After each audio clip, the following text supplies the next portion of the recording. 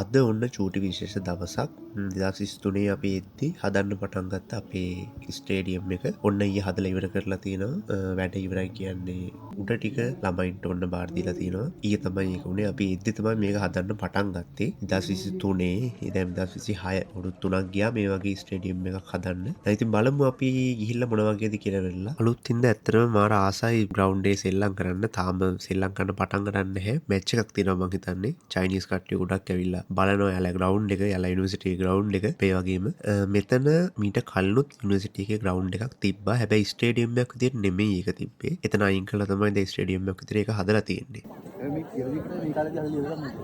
කියලා තිබ්බා.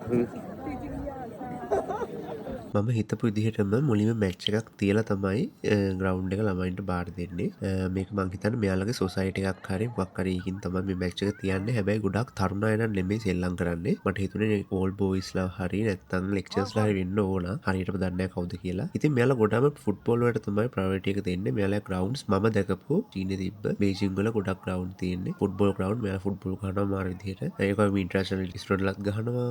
ක්‍රිකට් වලට නම් එහෙම ලොකු මෙයාලා කැමැත්තක් නැහැ. ක්‍රිකට් ගහන තැනකුත් නෑ අපේ යුනිවර්සිටි එකේ. ඉතින් අපි උඩට ගියා පොඩ්ඩක් මැච් එක ලස්සනට බලන්න. ඉතින් ඇත්තටම වටිනවා මේ වගේ තැනක් හදපු එක.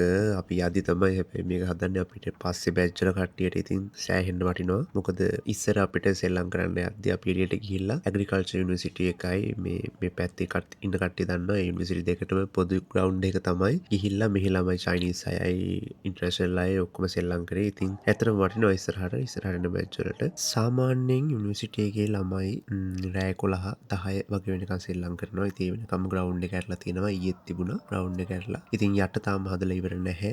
ඒකේ මං හිතන විදිහට ස්විමින් පූල් එකක්, ඒ වගේම ජිම් එකක්, ඒ වගේ තව එක ස්පෝර්ට්ස් තියෙන ටේබල් ටෙනිස් වගේ ගන්න තියෙන තැන් ගොඩක් තියෙනවා. ඒ වගේම ඉන්ඩෝර් ට්‍රැක් එකක් තියෙනවා කියලා ආරංචියක් තියෙනවා. තව අපි අතුලට ගිහිල්ලත් නැහැ. අතුලට යන්න බෑ. ඉතින් මේක තමයි විස්තරේ.